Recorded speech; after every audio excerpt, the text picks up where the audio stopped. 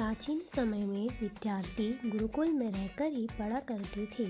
बच्चे को शिक्षा ग्रहण करने के लिए गुरुकुल में भेजा जाता था। बच्चे गुरुकुल में गुरु के सानिध्य में आश्रम की देखभाल किया करते थे और अध्ययन भी किया करते थे। वरदराज को भी सभी की तरह गुरुकुल भेज दिया गया। वहाँ आश्रम में अपने साथियों के साथ घुलने मिलने लगा, लेकिन वह पढ़ने में बहुत ही कमज़ोर था।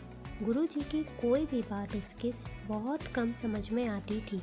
इस कारण सभी के बीच वह उपहास का कारण बनता है, लेकिन वह पढ़ने में बहुत ही कमज़ोर था। गुरुजी की कोई भी बात उसके बहुत कम समझ में आती थी।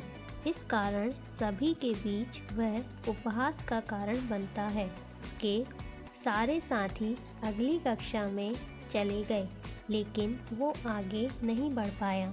गुरुजी ने भी आखिर हार मानकर उसे बोला, बेटा वरदराज, मैंने सारे प्रयास करके देख लिए हैं। यही उचित होगा कि तुम यहाँ अपना समय बर्बाद मत करो।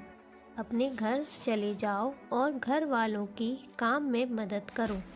वरदराज ने भी सोचा कि शायद विद्या मेरी किस्मत में नहीं है और भारी मन से गुरुकुल से घर के लिए निकल गया। दोपहर का समय था।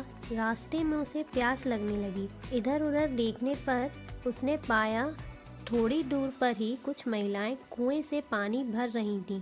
वह कुएं के पास गया और वहाँ पत्थरों पर रस्सी के आने जाने से निशान बने हुए थे। तो उसने महिलाओं से पूछा, यह निशान आपने कैसे बनाए?